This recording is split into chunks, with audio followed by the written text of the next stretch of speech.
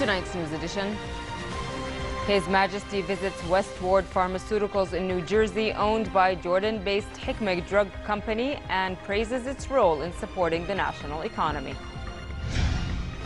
The Saudi monarch orders a review of Hajj plans after the stampede incident, while 2 million pilgrims performed the stoning of the devil ritual at Jamrat.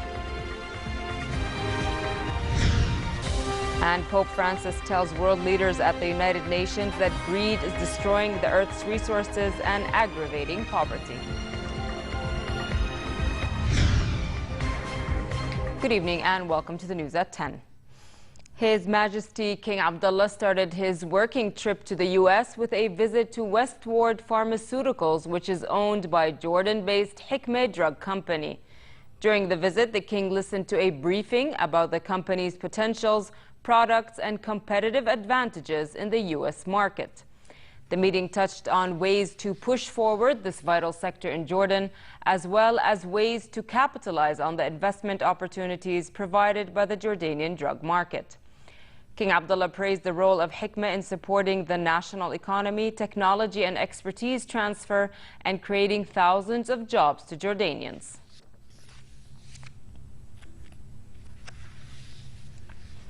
Her Majesty Queen Rania was recognized by Her Majesty Queen Sylvia of Sweden for her work in advocating for children's rights in Jordan and the world at the World Childhood Foundation event in New York. Introducing Her Majesty at the awards dinner, the Deputy Secretary General of the UN, Mr. Jan Eliasson, spoke of Queen Rania's longtime commitment to children's rights and her support for the work of the United Nations. Eliasson also gave special tribute to Jordan, which has taken in hundreds of thousands of Syrian refugees despite limited resources. At the dinner, Queen Rania praised Queen Sylvia's foundation, World Childhood Foundation, and its efforts to provide a better life for thousands of children worldwide. During her speech, Her Majesty highlighted the painful reality of children in areas of conflict. But for children trapped in or fleeing conflict, the reality is very different. Orphaned, injured, driven out of homes, brutalized.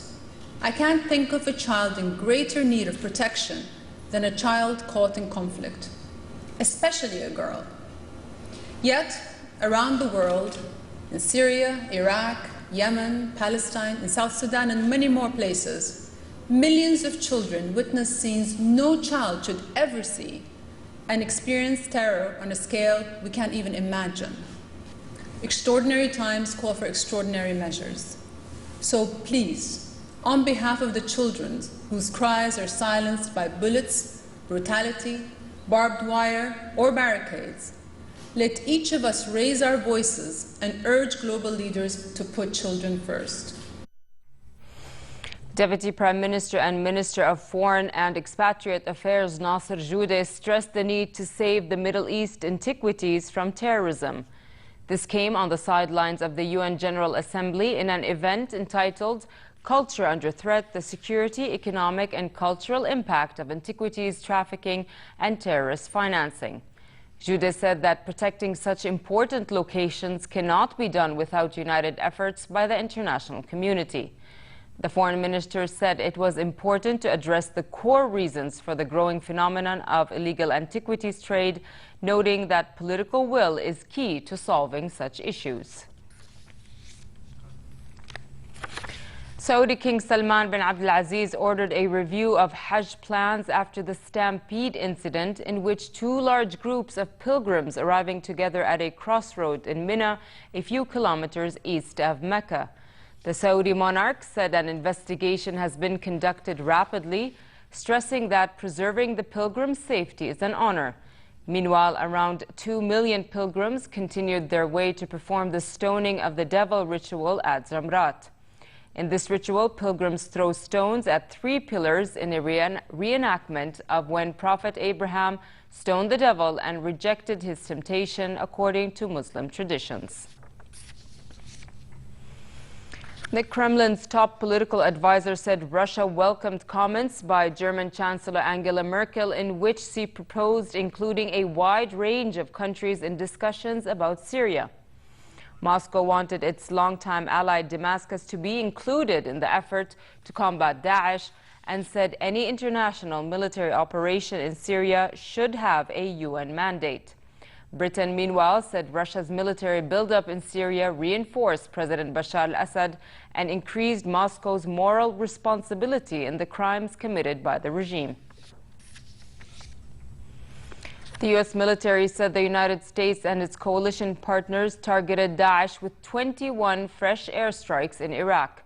The strikes included 4 near Mosul and 5 near Ramadi that struck various units of Daesh fighters, weapon caches, fighting positions, and other targets. Pope Francis strongly condemned the craving for material gains and power. In his speech to the UN General Assembly in New York, Francis told world leaders that greed is destroying the Earth's resources and aggravating poverty. The pontiff condemned the grave offense of economic and social exclusion. He called on government leaders to fight human trafficking, boost education for girls, and end the destruction of biodiversity, which he warned is threatening the very existence of the human species.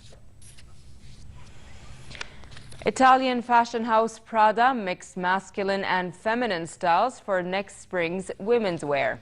Under a ceiling of yellow fiberglass panels and cylinders, the catwalk saw loose striped boxy jackets on top of skirts decorated with panels of tweed or check. Outerwear was also loose, shiny, and striped in a variety of colors, worn over dresses and tops bearing clashing prints. Prada completed the look with single-colored lace-like neckwear in a variety of colors, black, lime, pink, and beige, worn over dresses and coats.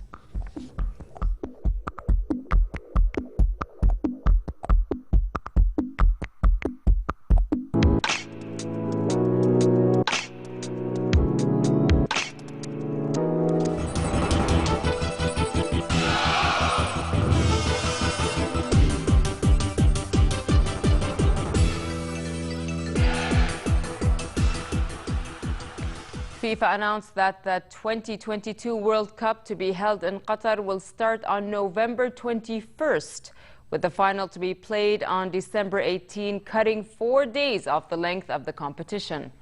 World Soccer's governing body had previously announced the date of the final, but the start date of November 21 means the tournament will be just 28 days in duration, the shortest since the competition switched to a 32-team tournament in 1998. The Qatar tournament will mark the first time that the event is held during Europe's winter months due to concerns over the host nation's extremely hot summer climate.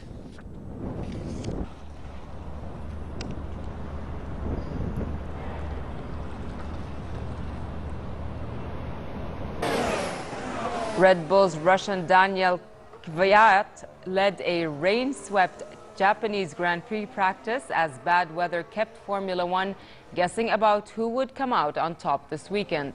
Mercedes Championship leader Lewis Hamilton of Great Britain was 5th and 3rd fastest in the 2 sessions, while teammate and title rival Germany's Nico Rosberg was 3rd and 2nd. 8 of the 20 drivers failed to set a time in the morning session, with cars throwing up plumes of spray on the slippery track.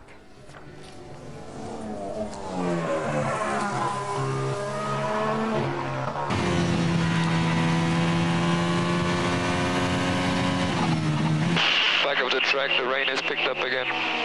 Okay, copy that. Yeah, we've got some heavier rain now.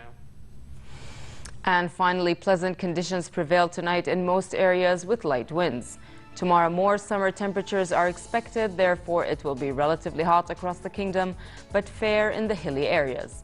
The Gulf of Aqaba should expect a warm night and hot day tomorrow, with northerly moderate winds and calm seas. Next are the lows and highs for tonight and tomorrow.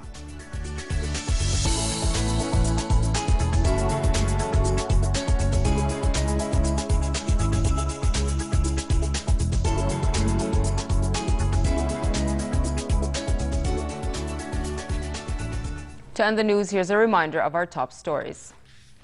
His Majesty visits Westward Pharmaceuticals in New Jersey, owned by Jordan-based Hikmet Drug Company, and praises its role in supporting the national economy.